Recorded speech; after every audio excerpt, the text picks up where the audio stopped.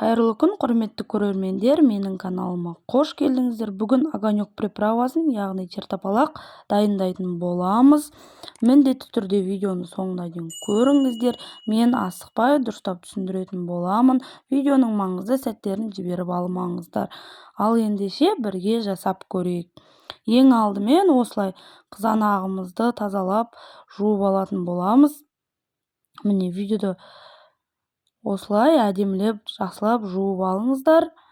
Және де ең маңыздысы, бұл қайнатылмайды, тез жасалатын болады. Жақсылап әдемілеп жуып алдым, және де осылай сарымсағымызды да суға салып қойғам. Енді сарымсағымды әдемілеп тазалап алатын боламын. Қандай заттар керек, қанша мөлшерде керек, видеоның астына описаниеге жазып қоятын боламын. Сол жерден рецептіге керекті заттарды мөлшерін көріп жасай бересіздер. Осылай жақсылап әдемілеп сарымсағымды да тазалап алдым. Және де сарымсақ қосылады и қызыл ащы бұрыш қосылады.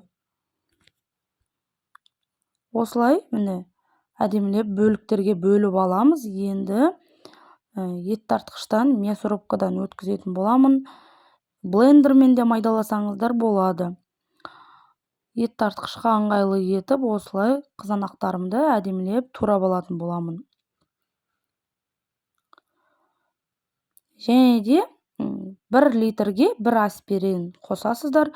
Сол кезде 5 литр жасасаңыздар, 1 пачка 13 штук аспирин қосасыздар. Егер 5 литр жасаған болсаңыздар, 5 штук аспирин қосасыздар.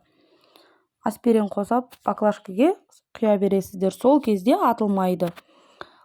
Міне мясорубкадан осылай жақсылап қызанағымызды, сарымсағымызды, ащы бұрышымызды үшеуін бірге өткізіп алатын боламыз.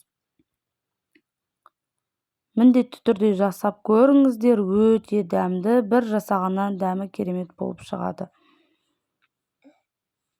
Және де айта кетейін, менің каналымда плейлист бар, сол жерден қысқа банкалар, тағы да басқа қайнатпай қатыратын малина вареньясы рецептілері бар. Және де плейлистте ас мәзірі бар, сол жерден үй жағдайында керемет күшті тағамдар жасап жесеңіздер болады. Видео рецептілері бар, сол жерден көрсеңіздер болады, достар. Және де енді керекті мөлшерде тұзымызды да қосып, жақсылап тұзымыз ерігенше әдемілеп араластырып алатын боламыз. Міне көріп тұрғандарыңыздай қызыл помидордан қою әдемі чертополағымыз дайын болды.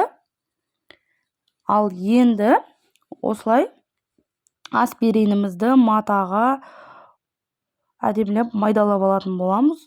Міне. Өте керемет дәмді шықты. Қамыр тамақпен жегенге таптырмас керек салаттардың бірі. Көп қып жасап қойсаңыздар, суық кездерде қамырмен қосып жейсіздер. Міне енді аспиринімізді сеуіп, жақсылап араластырып, бір түнге қойып қоясыздар. Көтеріліп, қайтып өз қалпына түседі. Және де бір күннен кейін баклажкаларымызды жуып тазалап, баклажкаларымызға құйып, салқын жерде сақтай бересіздер. Ашымайды, атылмайды.